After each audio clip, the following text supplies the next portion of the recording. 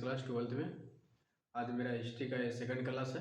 First class में पाषाण काल के बारे में बताए थे, जो कि पाषाण काल में पत्थरों का किस प्रकार से यूज हुआ था और किस आधार पे मतलब इतिहास को बांटा गया था, और वस्तुओं के मिलने वाले वस्तुओं के आधार पर किस आधार पे बांटा गया था, किसने बांटा गया था, ये सब के बारे में फर्स्ट क्लास में चर्चा किए थे। आज हम सेकंड क्लास है मेरा, और इस सेकंड क्लास में आद्य ऐतिहासिक काल के बारे में पढ़ेंगे। आद्य ऐतिहासिक काल में सिंधु सभ्यता के बारे में पढ़ते हैं। सिंधु सभ्यता जो है एक प्रकार की ऐसी सभ्यता है जो कि अधिकतर जो सिंधु सभ्यता में जो नगर थे वो सब सिंधु नदी के किनारे ही बसा हुआ था, जिस वजह से उसे सिंधु सभ्यता कहा जाता है। सिंधु सभ्यता में हमें ये पढ़ना है कि उसका जो दक्षिण भाग में कौन सा नगर था, पूर्व में कौन सा था, उत्तर में कौन से थी और दक्षिण में कौन से थे, उसका आकार किस प्रकार का था, वहाँ पे व्यापार किस किस जगह से किस किस चीज़ का उपयोग मिला, ये सब के बारे में आज हम पढ़ेंगे। तो वीडियो में बने रहिए और देखिए। चलिए क्लास को स्टार्ट करते हैं।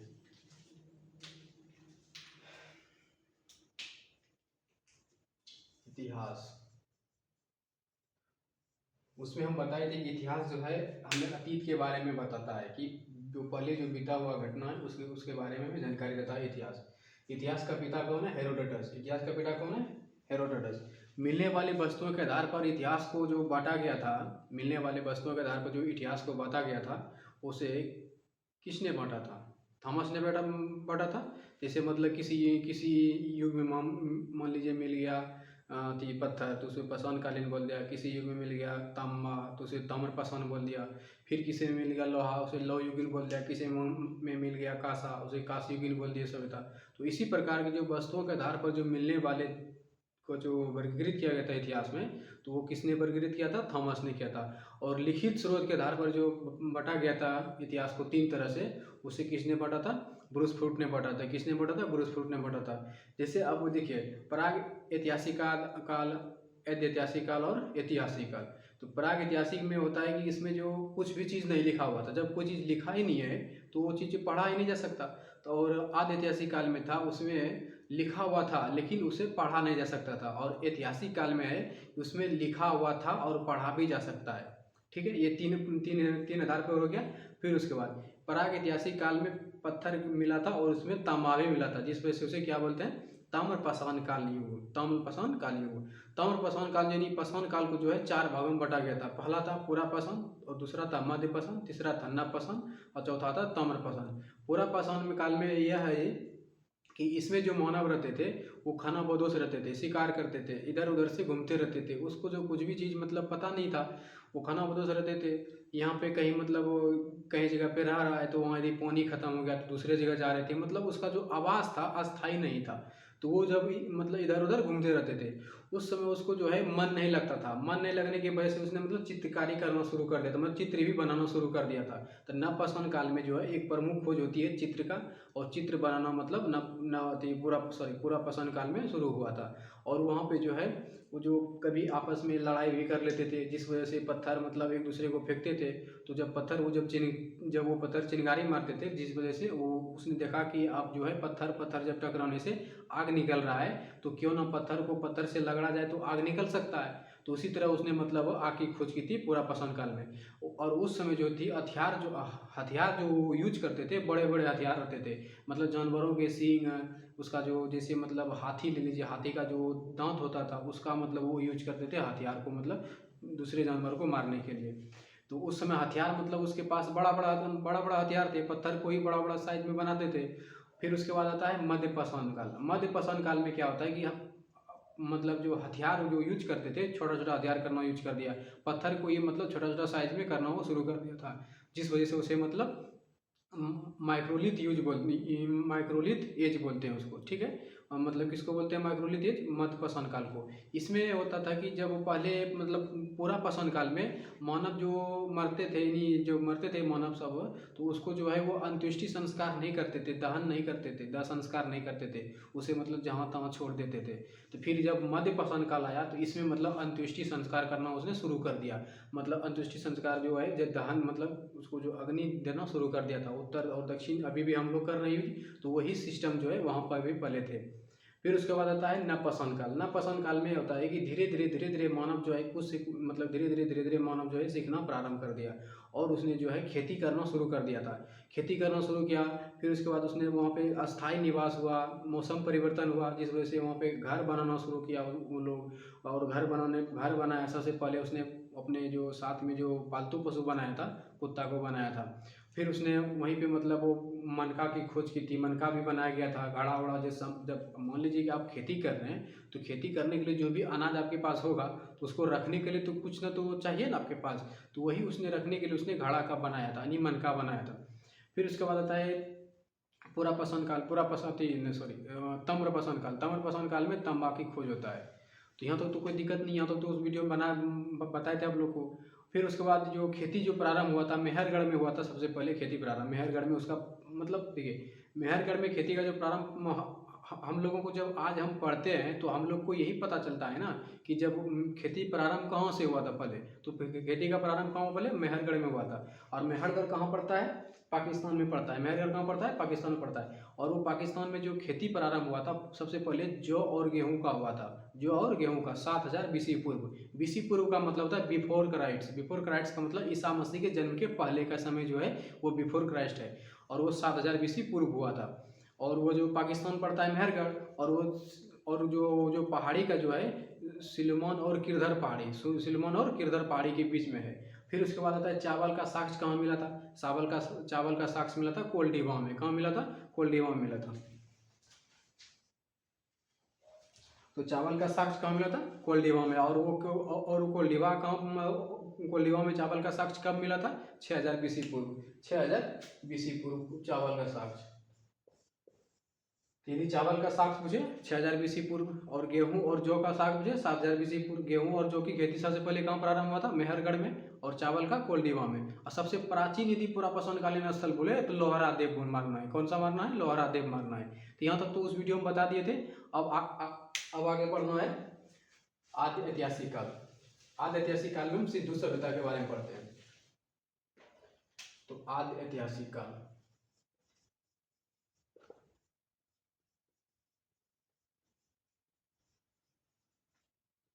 आदि ऐतिहासिक काल। आदि ऐतिहासिक काल जो है, इसमें जो है लिखित स्रोत मिला है, यानी लिखित स्रोत मिला है, लेकिन पढ़ा नहीं जा सकता। अब ये किस तरह से लिखा है, अब उर्दू में लिखा है कि फारसी में लिखा है, किस भाषा में लिखा है, ये पढ़ा नहीं जा सकता। आदि ऐतिहासिक काल में जो भी लिखा गया है उसे पढ़ा नहीं जा सकता है। तो ठीक है, तो ये आदि ऐतिहासिक काल है और इसमें हम सिंधु सभ्यता के बारे में पढ़ेंगे। तो सिंधु सभ्यता, सिंधु सभ्यता। सिंधु एक नदी है, सभ्यता वहाँ के रहने वाले का जो विचार है, जो जो जिस प्रकार से वो लोग वहाँ पे रहते थे, वही एक सभ्यता है। और सिंधु नदी के किनारे ये सभ्यता था, इसीलिए से सिंधु सभ्यता कहा जाता है। और सिंधु सभ्यता में सबसे पहले जो है सिंधु सभ्यता जो वहाँ पे जो जब उत्खनन किया गया था, जब सिंधु सभ्यता का जब पता लगाया गया था, तो सबसे पहले जो इसका जो पता दिया था, तो इसका जो पता लगाया था, यानी संदेश जो दिया था, चार्ल्स मेसन ने दिया था। फिर उसके बाद इसका सर्वेक्षण किसने किया था? यदि पूछ दे कि सर्वेक्षण किसने किया था, सर्वेक्षण किया था कनिंघम ने।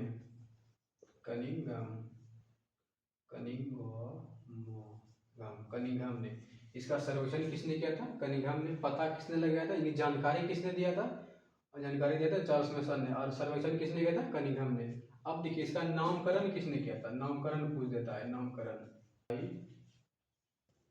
John Marshall. ठीक है, जॉन मार्शल ने। मतलब पता लगाया चार्ल्स मेसन ने, सर्वेक्षण कराया कनिंघम ने, नामकरण दिया जॉन मार्शल ने, और खुदाई किया दैरम सोनी ने। अब देखिए इसको याद कैसे करना है।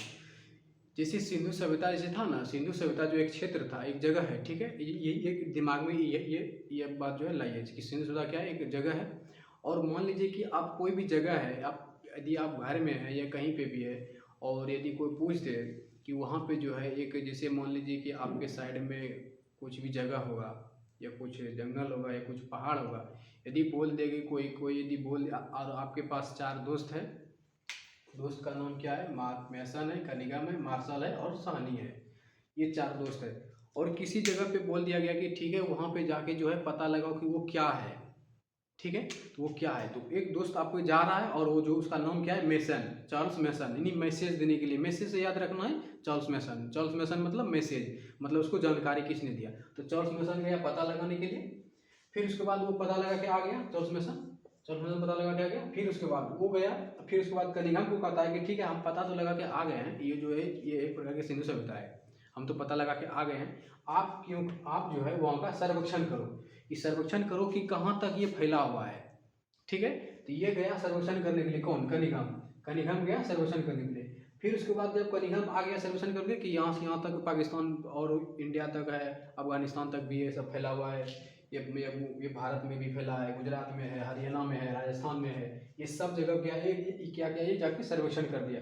फिर उसके बाद गया एक जॉन मार्शल, ये गया जॉन मार्शल जो गया, ये जो है उसका नामकरण कर दिया। ये गया कि वहाँ पे पाकिस्तान में मिला हड़प्पा, ये हड़प्पा लिख दिया। फिर दूसरे जगह मिला मोहनजोदड़ो, उसको मोहनजोदड़ो लिख दिया। फिर लोथल लिख दिया, फिर कालीबंगा लिख दिया। ये सब जो है इसका नामकरण ये कर दिया कि ये जो है हड़प्पा सभ्यता के अंतर्गत आता है। फिर उसके बाद खुदाई, तो ये सब मतलब नाम लिख दिया। फिर उसके बाद ये जो दयाराम साहनी गया, इसने कहा कि ठीक है ये हड़प्पा ये बोल रहा है, कोई बोल रहा है ये मोहनजोदड़ो है, कोई बोल रहा है वो चंद्रदुर्ग है, कोई बोल रहा है ये लोथल है, कोई बोल रहा है ये अति रंगपुर है। तो ये सब जो है ये दयाराम साहनी को देखा नहीं गया, बस इसने क्या किया कि खोदना शुरू कर दिया। इसने कहा कि ठीक है तुम बोल रहा है कि ये हड़प्पा है, तो हम देखते हैं खोद के देखते हैं कि हड़प्पा में क्या क्या मिलता है। तो दयाराम साहनी ने क्या किया, हड़प्पा को सबसे पहले इसने खुदाई करना शुरू कर दिया। इसने दयाराम साहनी सबसे पहले किसका खुदाई किया, हड़प्पा की, हड़प्पा।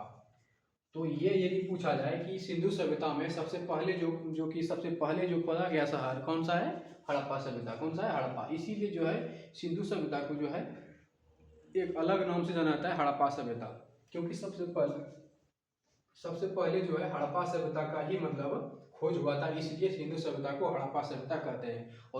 और उसका खुदाई किसने किया था, दयाराम साहनी ने। किस वर्ष किया था, 1921 में। यदि ये भी पूछ दे कि दयाराम साहनी ने हड़प्पा सभ्यता की खोज किस वर्ष किया था, 1921 ईस्वी में किया था। दयाराम साहनी ने हड़प्पा सभ्यता की खोज किस वर्ष किया था, 1921 ईस्वी में किया था। सबसे पहला शहर, यदि ये पूछे कि सिंधु घाटी सभ्यता में सबसे पहला शहर कौन सा है, हड़प्पा सभ्यता, कौन सा है, हड़प्पा सभ्यता। इसका खुदाई किसने किया था, दयाराम साहनी ने। किस वर्ष किया था, 1921 ईस्वी में। किस वर्ष किया था, 1921 ईस्वी में। अब यहाँ हम देखेंगे कि हड़प्पा सभ्यता, तो ये सबसे पहले दयाराम साहनी ने खोज खुदाई कर दी, यहाँ तो आप लोगों को पता चल गया। अब ये देखना है कि सिंधु घाटी सभ्यता जो है उसमें से पूर्व में, पश्चिम में, उत्तर में, दक्षिण में कौन कौन सा शहर है, ये देखना है, ठीक। आइए अब इसको मिटा देते हैं, यहाँ तो कोई दिक्कत नहीं है। आदि ऐतिहासिक काल है, इसमें लिखित स्रोत मिला है लेकिन पढ़ा नहीं जा सकता है। और इसके अंतर्गत हम सिंधु सभ्यता को पढ़ते हैं, क्योंकि सिंधु नदी के किनारे ये सब शहर बचा हुआ था, हड़प्पा, मोहनजोदड़ो, लोथल, भगवा, जितना भी है ये सब जो है सिंधु नदी के किनारे आसपास बसा हुआ था, इसलिए इसको सिंधु घाटी सभ्यता कहते हैं, ठीक है। और सिंधु सभ्यता का जो पता लगाया चार्ल्स मेसन ने, जैसे पता मतलब क्या होता है, कोई चीज जानकारी देना, जानकारी देना, ठीक है। तो जानकारी मेसन से मैसेज याद रखना है, मेसन से मैसेज, और सर्वेक्षण से कनिंघम, सर्वेक्षण से कनिंघम, और नामकरण से मार्शल, नामकरण से मार्शल, और खुदाई से दयाराम साहनी, सबसे पहले हड़प्पा को खोजा। किस वर्ष खोजा, 1921 ईस्वी में। यहाँ तो क्लियर है, मिटा देते हैं, कोई दिक्कत नहीं है, ठीक है।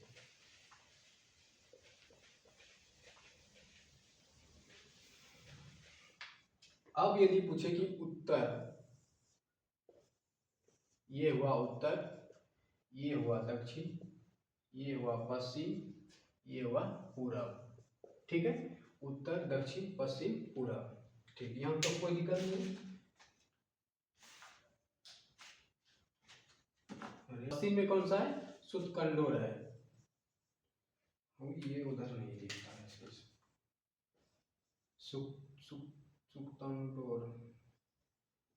सुक्तंडोर, ठीक है। और उत्तर में कौन सा है, मांडा है। और पूरब में कौन सा है, आलमगीर है, आलमगीर।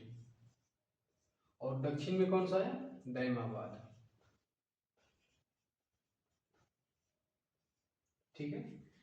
उत्तर में मांडा, दक्षिण में दैमाबाद, पश्चिम में सुतकंगोर और पूरब में आलमगीर। पूरब में आलमगीर, पश्चिम में सुतकंगोर और मांडा जो है उत्तर में, दैमाबाद दक्षिण में है। देखिए इसको याद रखने का ट्रिक है सम बराबर एड। ठीक है, हम अब यहाँ से चलेंगे, इधर से चलेंगे।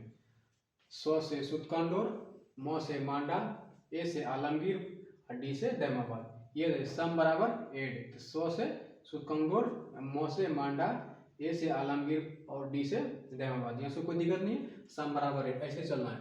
फिर उसके बाद डच है पर भारत में नहीं। ठीक, तो यहाँ से खत्म कर देना है। तो डच है पर भारत में नहीं, तो डच देखिए डच का मतलब ये हम बताते हैं कि जैसे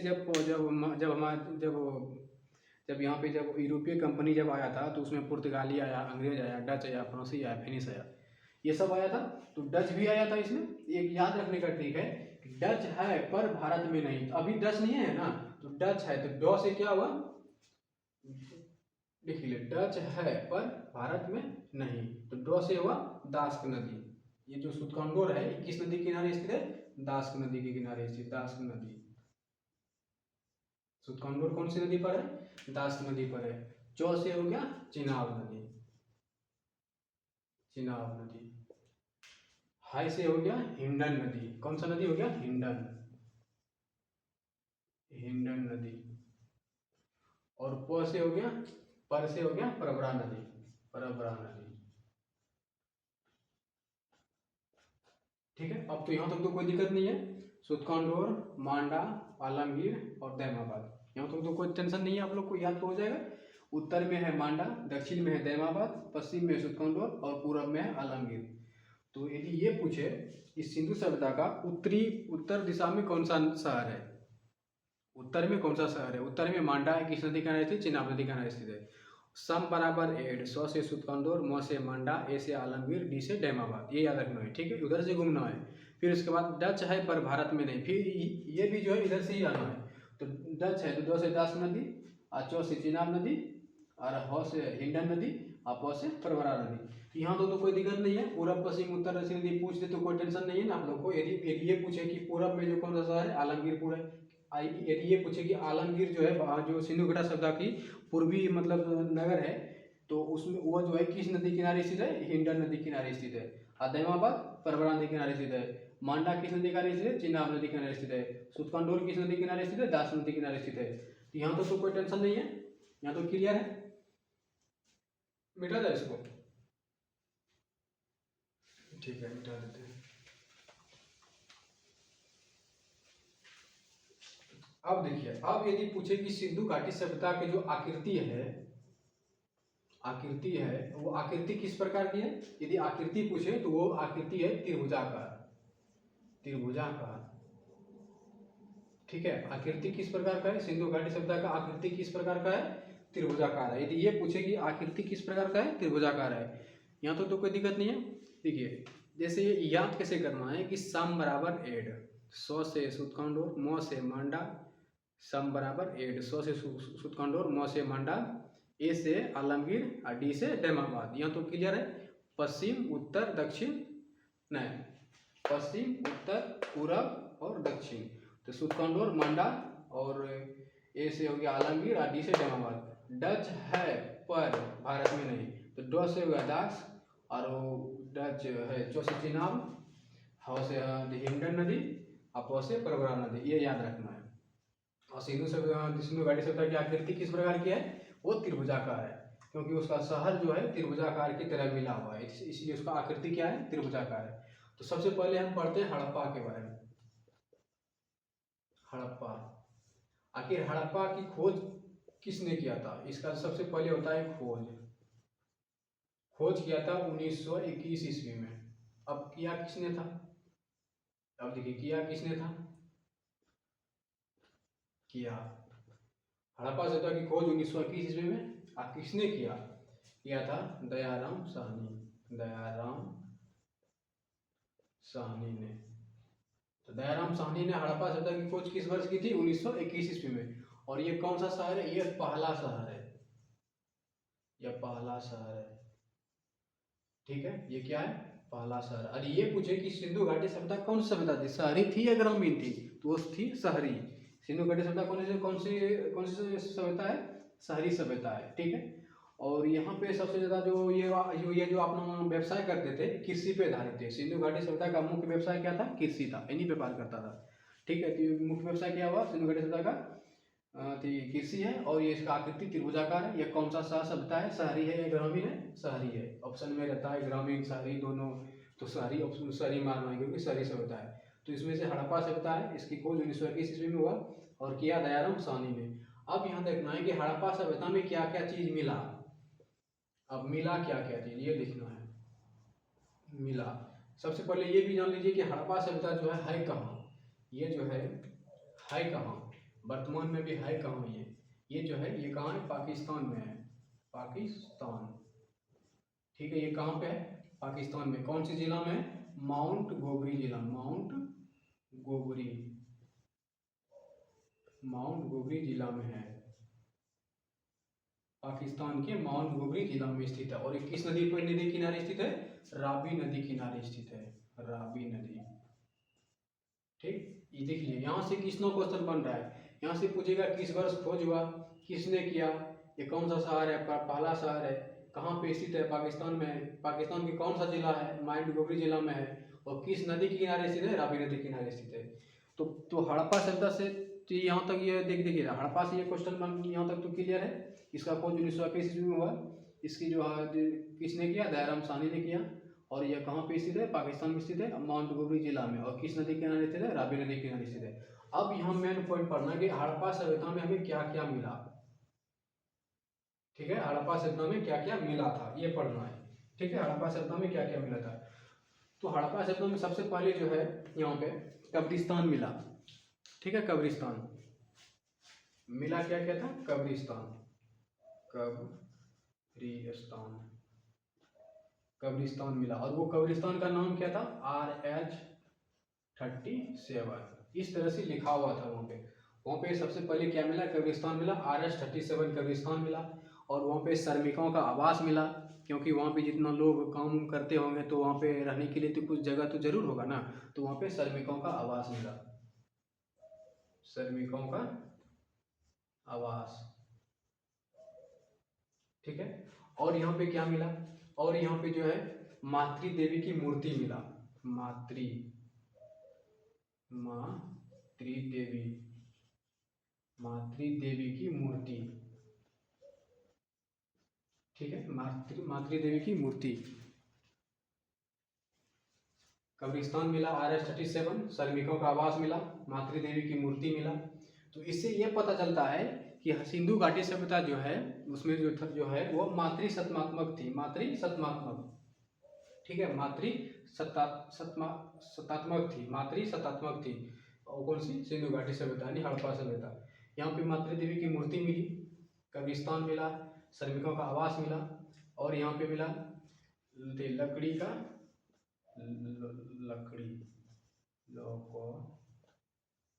लकड़ी का ओखली,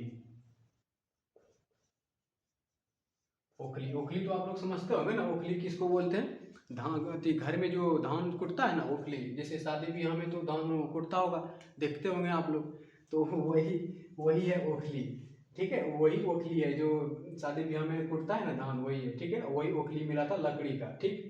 अब उसके बाद देखिए, ये लकड़ी का ओखली मिल गया, ताबूत मिला था, ताबूत,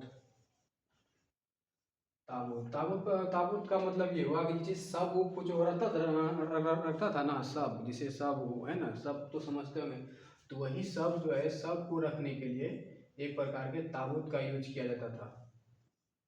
इधर से भी लकड़ी दे देते थे, इधर से भी लकड़ी दे देते थे, और बीच में जो है, बीच में कुछ रख के और उसके ऊपर जो है सबको रख देते थे, और थोड़ा सा मतलब कपड़ा ढक के, फिर उसके बाद मिट्टी दे के, फिर उसके बाद उसके ऊपर कांटा उटा दे देते थे, फिर मिट्टी दे के ढक देते थे, वही है ताबूत। ओखली मिला, ताबूत मिला, मातृ देवी की मूर्ति मिला, RH37 का कब्रिस्तान मिला, श्रमिकों का आवास मिला, ठीक है, श्रमिकों का आवास मिला। अब उसके बाद देखिए यहाँ पे क्या है, क्या मिला था, कब्रिस्तान मिल गया, श्रमिकों का आवास मिल गया, मातृ देवी की मूर्ति मिल गया, लकड़ी का ओखली मिल गया, ताबूत मिल गया, और यहाँ पे एक मेन पॉइंट मिलता है, हाथी का कपाल। हाथी का कपाल, हाथी का कपाल, कपाल मतलब हाथी का खोपड़ी, ये भी याद रखिए, हाथी का जो है खोपड़ी वो भी मिला था। और यहाँ पे क्या मिला, स्वास्तिक चिन्ह मिला।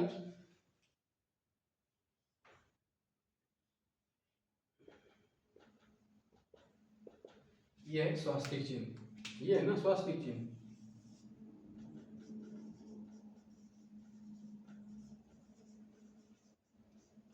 ये स्वास्तिक चिन्ह, स्वास्तिक चिन्ह मिला, ताबूत मिला, हाथी का कपाल मिला, लकड़ी का ओखली मिला, मातृ देवी की मूर्ति मिला, श्रमिकों का आवास, RS-37 कब्रिस्तान।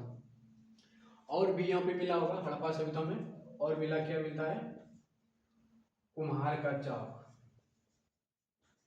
कुम्हार का चाक, चौक। अब कुम्हार का चाक क्या है कि मतलब देखिए, जैसे कुम्हार अभी भी मतलब हम लोग के गांव में बनाता है ना, वो अति क्या बोलते हैं, घैला बनाता है और कपटी सब रहता है, तो वो सब जो है कुम्हार ही बनाता है ना। तो वही कुम्हार का वहाँ पे भी चौक मिला था, कुम्हार का चाक, ठीक है। तो हड़प्पा से क्या क्या मिला है ये पूछ देखिए। RS-37 कब्रिस्तान कहाँ से मिला, हड़प्पा से मिला। श्रमिकों का आवास कहाँ से मिला, हड़प्पा से मिला। और मातृ देवी की मूर्ति कहाँ से मिला, हड़प्पा से मिला। और लकड़ी का ओखली कहाँ से मिला, हड़प्पा से मिला। ओखली का मतलब तो समझ ही रहे हैं, समझते होंगे। तो ओखली कहाँ से मिला, हड़प्पा से मिला। फिर उसके बाद श्रमिकों का आवास भी हो गया, और स्वास्तिक चिन्ह हो गया, कुम्हार का चाक हो गया। ये सब जितना भी चीज़ है, ये जितना भी चीज़ है, ये हड़प्पा सभ्यता में मिला था। तो हड़प्पा सभ्यता से यदि इतना बड़ा क्वेश्चन पूछे तो बन सकता है।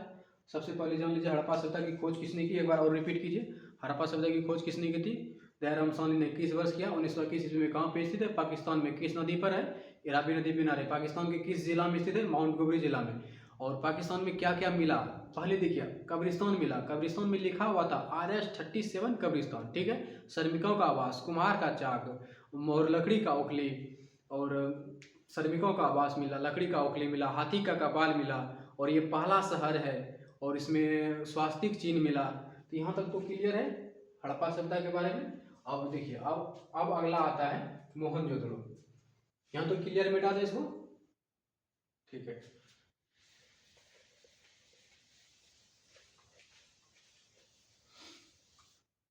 अब अगला है मोहनजोदड़ो।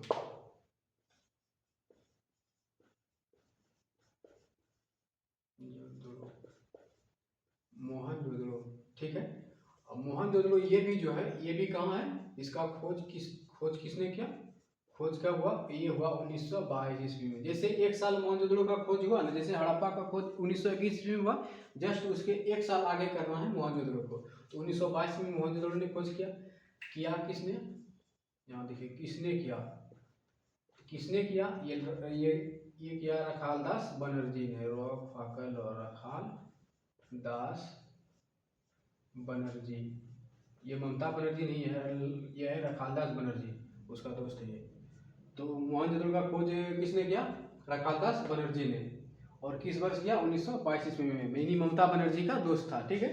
और वो कौन है, रखालदास बनर्जी। रखालदास बनर्जी ने मोहनजोदड़ो का खोज कब किया, 1922 ईस्वी में। और ये जो मोहनजोदड़ो है, ये कहाँ पे है, ये भी है पाकिस्तान में।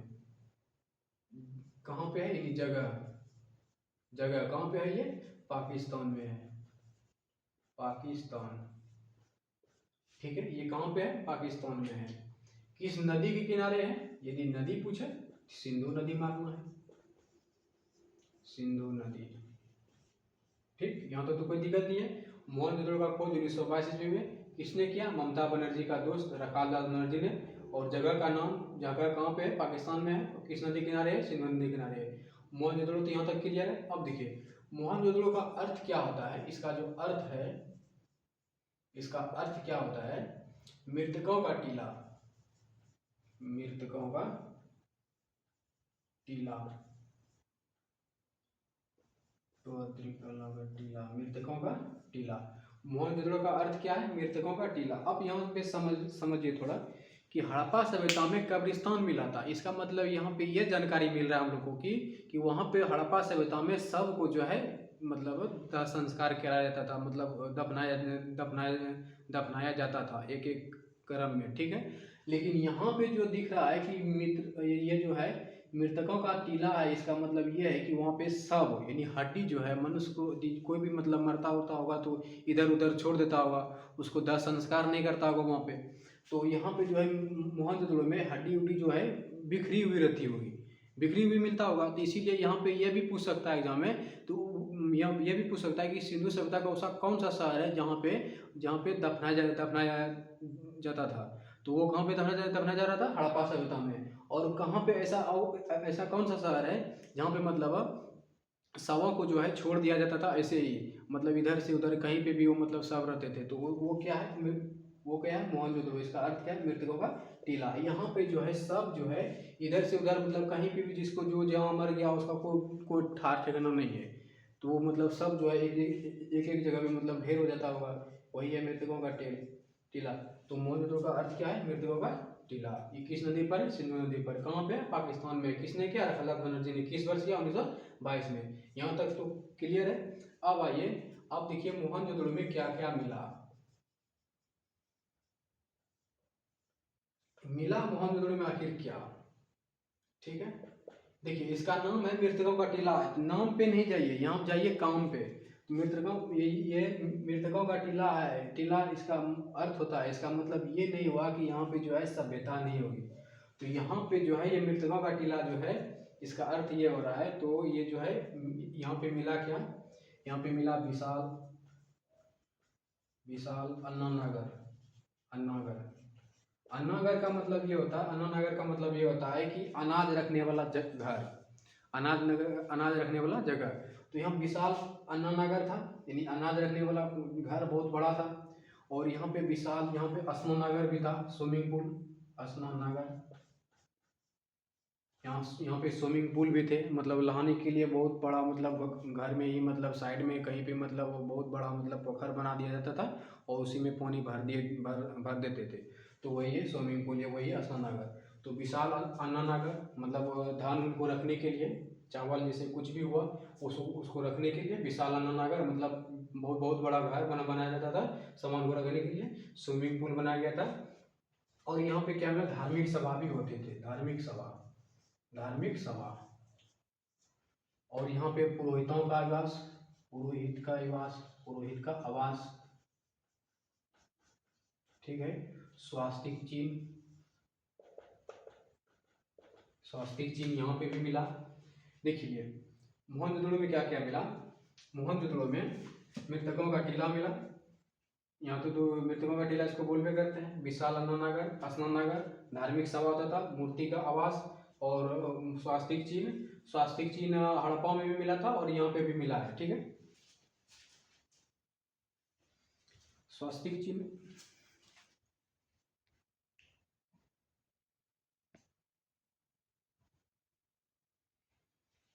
तो स्वास्तिक चिन्ह जो है ये हड़प्पा में भी मिला है और मोहनजोदड़ो में भी मिला है। यहाँ जो है पुरोहितों का आवास। हड़प्पा सभ्यता में क्या था? श्रमिकों का आवास। यहाँ पे है पुरोहितों का आवास। तो श्रमिकों का आवास कहाँ है? हड़प्पा सभ्यता में। पुरोहितों का आवास कहाँ है? मोहनजोदड़ो में। और स्वास्तिक चिन्ह भी हड़प्पा में मिला था और मोहनजोदड़ो में भी स्वास्तिक चिन्ह मिला है।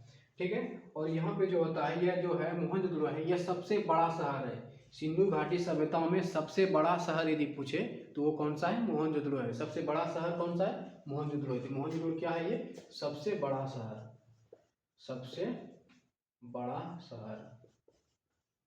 ठीक है, मोहनजोदड़ो क्या है? सबसे बड़ा शहर। और हड़प्पा क्या है? सबसे प्राचीन शहर, यानी सबसे पहला शहर हड़प्पा सभ्यता और सबसे बड़ा शहर मोहनजोदड़ो। ठीक है, सबसे बड़ा शहर मोहनजोदड़ो। और मोहनजोदड़ो में क्या है? पुरोहितों का आवास है। और हड़प्पा में क्या है? श्रमिकों का आवास है। यहाँ धार्मिक सभा होती थी, यहाँ पे स्नानागार होते थे, यहाँ विशाल अन्नानागर थे, स्वास्तिक चिन्ह था। यहाँ पे जो मोहनजोदड़ो की जो सड़कें होती थी, काफी चौड़ा सड़क होते थे, मतलब बहुत चौड़ा सड़क होते थे। यहाँ पे मोहनजोदड़ो की सड़कें, यहाँ की सड़क जो थी, सड़क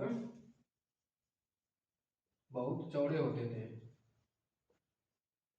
ठीक है, इस यहाँ का जो सड़क होता था बहुत चौड़े होते थे। और यहाँ पे जो जो मिला गया था, यहाँ पे पशुपति का जो मूर्ति होता है ना, पशुपति एक प्रकार के शंकर भगवान को बोला जाता है पशुपति। तो यहाँ पे मोहनजोदड़ो से क्या संबंधित है? पशुपति। और यहाँ पे कांस्य की एक मूर्ति मिली थी, कांस्य की एक मूर्ति जिसको बोलते हैं नर्तकी, तांबा की एक मूर्ति मिली थी, तांबा की निकास्य कांस्य, कांस्य मूर्ति भी बोल सकते हैं, या फिर उसके नर्तकी भी बोल सकते हैं, नचनिया नर्तकी भी बोल सकते हैं। अब देखिए, अब यहाँ से एक बार और रिपीट कर लीजिए। मोहनजोदड़ो है सबसे बड़ा शहर है, सिंधु घाटी सभ्यता में सबसे बड़ा शहर यदि बोला जाए तो मोहनजोदड़ो है। और वहाँ की जो सड़कें होती थी काफ़ी चौड़ा होती थी, और वहाँ जो है मोहनजोदड़ो को जो है मृतकों का टीला कहा जाता है, क्योंकि यहाँ पे जो शव उब जो होते थे इधर उधर बिखरे हुए रहते थे, इसीलिए इसको मृतकों का टीला कहा जाता है। और इसका जो खोज किया था रखाल दास बनर्जी ने किया था। किस वर्ष किया था? 1922 ईस्वी में। और हड़प्पा की खोज किस वर्ष किया था? 1921 ईस्वी में। किसने किया था? मोहती दयाराम साहनी ने। और इसका किसने खोज किया था?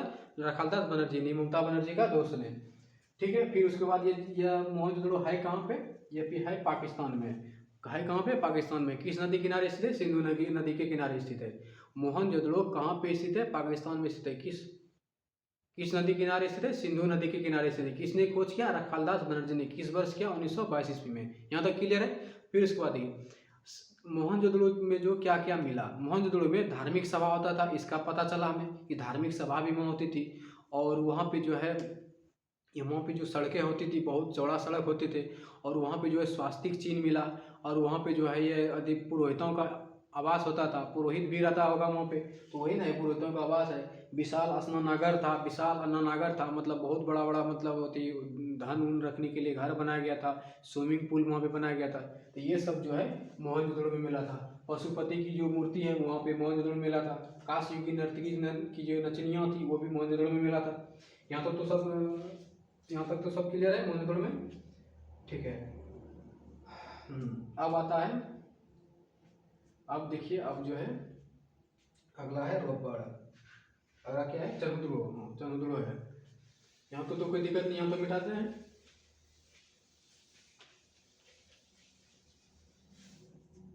अब देखिए स्नाते चंद्रो, चंद्रो, चंद्रो का जो खोज हुआ था, इसका खोज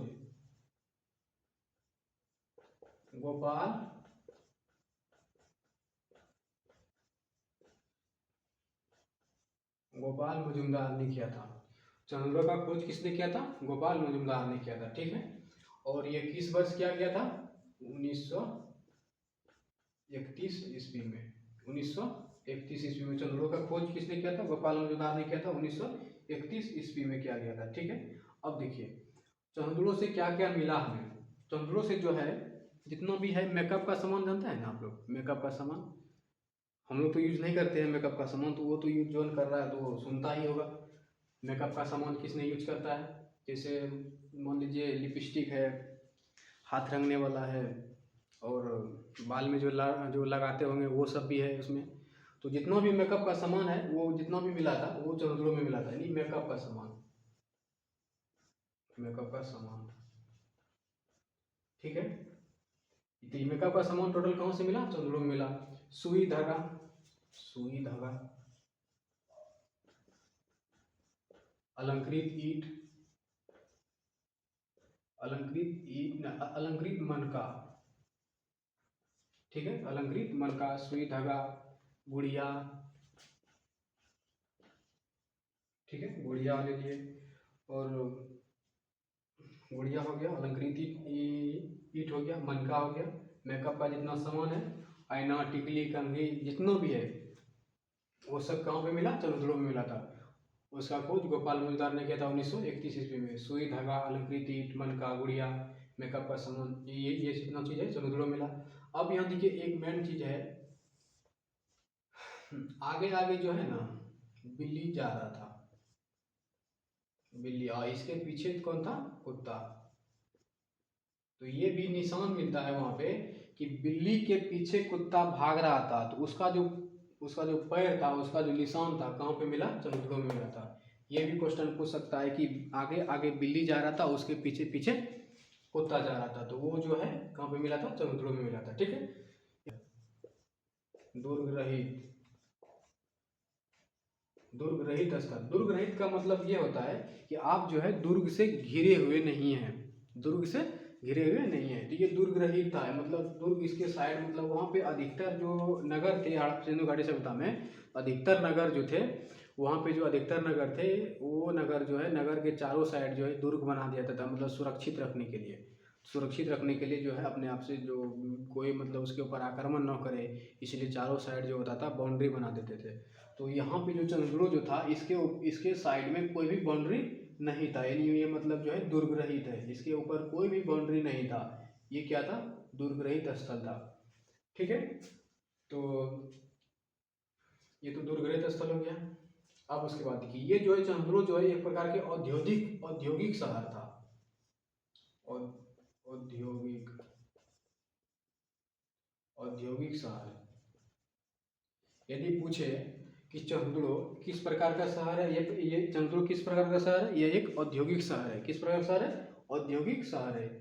तो ये दुर्ग रहित स्थल है, औद्योगिक शहर है। अब रहने देते हैं यहीं तक। अब जो दो तीन को और बचा है वो जो है नेक्स्ट वीडियो में बनाएंगे। तो यहाँ तक तो रिपीट कर लीजिए एक बार। चंद्रो की खोज किसने की थी, गोपाल मुजुमदार ने किया था। किस वर्ष किया था, 1931 ईस्वी में। यहाँ पे जितना भी मेकअप का सामान है, जितना आप समझ रहे हैं कि लिपस्टिक हो गया, बरंगा हो गया, जितना भी समझ लीजिए, आईना, टिकली, कंगना, वो बाल में क्या क्या लगाते हैं, वो सब भी यहाँ पे मिला था, चंद्रो में मिला था। और यहाँ पे सुई, धागा, अलंकृत मनका, गुड़िया भी मिला था, जो कि दिन भर कोई भी काम न रहे तो उसके साथ खेलते रहते हैं आप सब। और जैसे कुत्ता मिल गया, और कुत्ता के साथ बिल्ली, बिल्ली के पीछे कुत्ता जा रहा था, बिल्ली के पीछे कुत्ता, हाँ ठीक है। और यह प्रकार के एक है औद्योगिक शहर है। क्या, कौन सा शहर है, औद्योगिक शहर। यदि पूछे एग्जाम में कि इनमें से सिंधु घाटी सभ्यता में सबसे बड़ा स्थल मोहनजोदड़ो, सबसे पहला शहर हड़प्पा सभ्यता, औद्योगिक शहर औद्योगिक शहर कौन सा है, चंद्रो है। और सिंधु घाटी सभ्यता में कौन सा शहर है जो कि दुर्ग रहित है, मतलब उसके ऊपर दुर्ग ही नहीं बना हुआ है, तो वो कौन सा है, चंद्रो है। चंद्रो की खोज किसने की थी, गोपाल मुजुमदार ने। किस वर्ष किया, 1931 ईस्वी में। मोहनजोदड़ो का खोज किस वर्ष किया, 1922 में। हड़प्पा सभ्यता की खोज किस वर्ष हुआ, 1921 ईस्वी में। हड़प्पा सभ्यता की खोज किसने किया, दयाराम साहनी ने। और मोहनजोदड़ो की खोज किसने किया था, रखालदास बनर्जी ने। हड़प्पा सभ्यता किस नदी के किनारे थे, रावी नदी के किनारे। मोहनजोदड़ो किस नदी के किनारे स्थित है, सिंधु नदी के किनारे स्थित है। और दोनों कहाँ पे है, पाकिस्तान में स्थित है। ठीक है, यहाँ तो समझ में आ गया आप लोगों को। और जो भी आज बचा है वो नेक्स्ट वीडियो में करेंगे। ठीक है, और ये जो और एक वीडियो और बनेगा इसके ऊपर, सिंधु घाटी सभ्यता के ऊपर। उसके बाद सिंधु घाटी सभ्यता खत्म हो जाएगा। और जितना भी हम बताए हैं वो सब का जो है एक PDF बना हुआ है, और वो PDF जो है टेलीग्राम चैनल पे हम डाल देंगे। और वो टेलीग्राम चैनल जो है के, देखिए पहले मारना है KUNDAN कुंदन, अब बीच में डैश देना है, और उसके बाद ZADAB। ठीक है, ये हुआ मेरा टेलीग्राम चैनल है, इसके ऊपर आप क्लिक कीजिए और वहाँ से जुड़ जाइए। और वहाँ पे जो है जितना भी ये क्लास हम पढ़ाए हैं वो क्लास का PDF है। और वहाँ पे आपको, और वो पॉलिटी का भी क्लास चल रहा है, और पॉलिटी का भी क्लास अभी तक 2 3 4 क्लास हुआ है, और उसके बाद एक क्लास और होगा, फिर उसके बाद नागरिकता स्टार्ट होगा, भाग 2 स्टार्ट होने वाला है। और वो भी क्लास आप मतलब जुड़ जाइए।